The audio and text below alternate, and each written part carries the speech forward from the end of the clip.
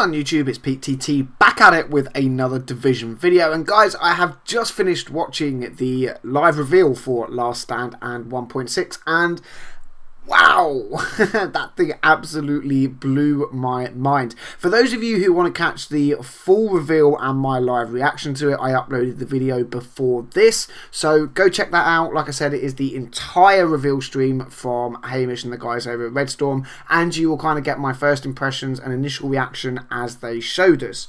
In this video, I want to break down that entire stream, pull out all the parts that are kind of super important and kind of the key pieces of information that I think you guys would like to know, and bring them to you in this video. So without further ado guys, let's jump straight into it and break down the entire reveal and tell you what is coming that we know so far in Last Stand and 1.6. So first up, let's point out the fact there are going to be no timed exclusives for any console. That means PC, Xbox, PlayStation.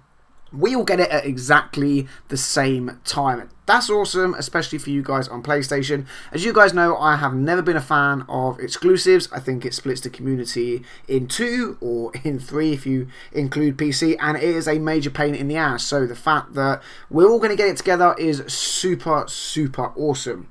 Next, let's start off with the beginning of the stream then. And first of all, Hamish and the guys let us know that they have increased the size of the Dark Zone. Now there is going to be DZ126, and then they are adding DZ7, 8 and 9. Now, on the map, it looks like this is a very small addition, but the guys at Red Storm actually said that the playable area is in the vicinity of 100% increase to the playable area in 7, 8 and 9 compared to the whole of 1 to 6. And the reason for that is they've added verticality. They've added a lot more buildings that we can explore. They've added a lot more rooftops that you can go and play on and things like that. So overall, 100% more playable area just in 7, 8 and 9 than what we currently have in 1 to 6. And that is awesome if it's actually true.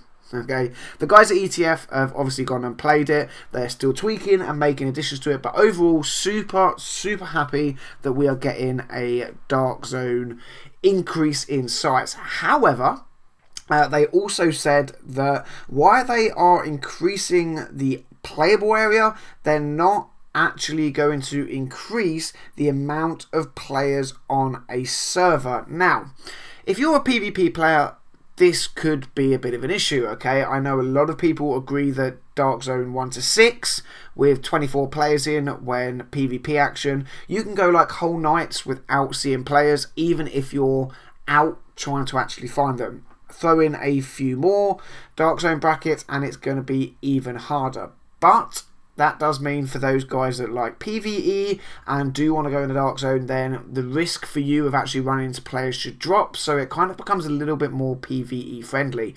But don't fret guys, if you are a PvP player, there is something really cool to come later on in the video. In fact, looking at my bit of paper, it's actually next. So Last Stand gives us a dedicated PvP mode, okay? Now, to me, being a Call of Duty player, being a Destiny player, having played a hell of a lot of Battlefield in my life as well, it seems to me that this game mode is almost pinpoint of domination or Battlefield's conquest. Now, there are a few tweaks to it. If you're a Battlefield player, think Rush. But overall, it looks very good. You know, the aim of it is you have Alpha points, Bravo point, and Charlie point.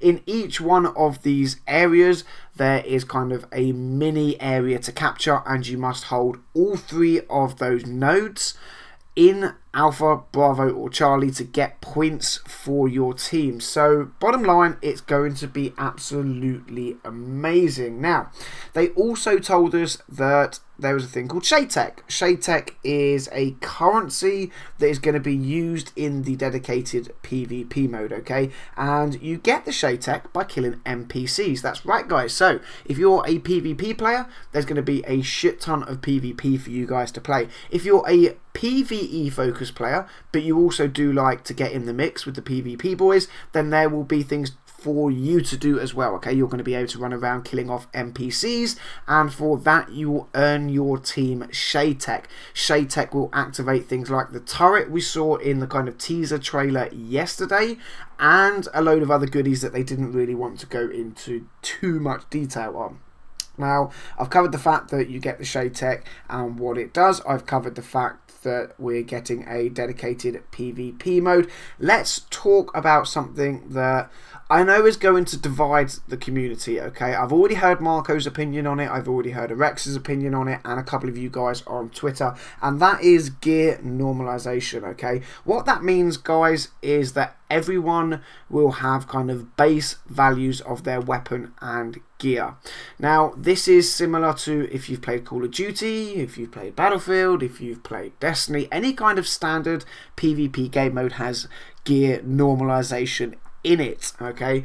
What this basically means, guys, is it comes down to your player skill to win a firefight, not necessarily your build that may be mid-max. Now, let's look at this from 2 points of view, okay? If you're a player that hasn't dropped an amazing amount of time into the game because, you know, you actually have a real life, unlike some of us, then you may not have the mid-max builds. You may not have, say, the OP Alpha Bridge build, or, say, the Barrett's chest piece and things like that, and hence you lose firefights. With gear normalization, this will actually be really good for you, okay? And for me personally, I'm very much looking forward to it because it means that it comes down purely to a player's skill rather than the fact that, you know, the player you're shooting has spent more time in game, they've mid-maxed their gear better, and they kill you just because they have better stats. So there is that side of it. The other side of it is the way the Division works and has been from day one. It is all about your gear and your builds, and the fact that, you know, you put more time into it, you get mid-max builds, you kind of fine-tune those builds to whatever you're doing, be it PvE or PvP. I do see where people are going to come from and want to keep that. I mean, they have said that they're going to be testing out both gear normalization and non-gear normalization, so it keeps it very similar to what we have currently in the Dark Zone, where your build goes in with you in the PTS. Personally, I hope they normalise it. I don't know what you guys think. I would love to know, though, in the comment section down below, so make sure to let me know. Next, they talked about some survival changes, okay? So there are going to be some changes coming with 1.6 and Last Stand that change how you queue in survival. Now, this will only really affect solo players. If you want to see more about that, guys, make sure to read the notes that will be in the description down below. Okay, let's talk about something then that they didn't really go into too much detail, but we all knew that this was going to happen. We all knew it was coming, and that is the nerf of Alpha Bridge. Hamish said it best, it is an overpowered set. They are going to be nerfing the shit out of it, right, guys? There is no two ways about it. It needs to happen. What I hope they don't do is nerf it too much, okay? In my personal opinion, the reason Alpha Bridge is overpowered is because of the way they activate all 6 talents at the maximum percentage. For me, if I was to nerf Alpha Bridge, I would simply reduce, if you're running Alpha Bridge and you have all 6 talents active, I would reduce all of their effectiveness by, say, 5%. That would be how I did it. Or taking away talents like Uncomplicated that work with Alpha Bridge. You know, maybe there is a restriction on certain talents not working with it. Could be a way they go forward, but who knows? We're going to have to wait and see, guys. But the bottom line is Alpha Bridge is getting a serious nerf, and that can only be a good thing. And finally, the last key point that I want to take out of the reveal stream and tell you guys, we're getting a new incursion. Okay, yes, 1.6, yes, Last Stand is a PvP focused update / DLC, but we have been told PvE players aren't going to be left out.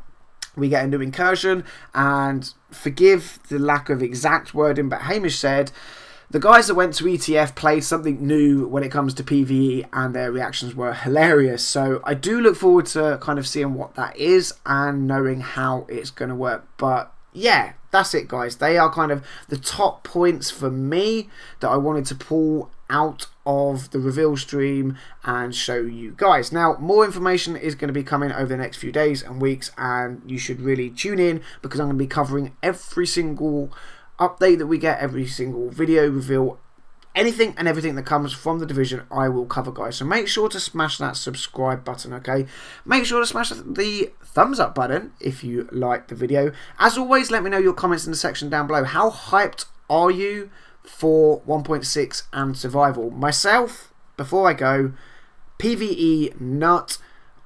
Not a big fan of PvP in The Division, but I love PvP overall. And with the dedicated PvP mode coming, I can guarantee you now, PvP content will be featuring on this channel like 100, if not 200% more than what there is right now.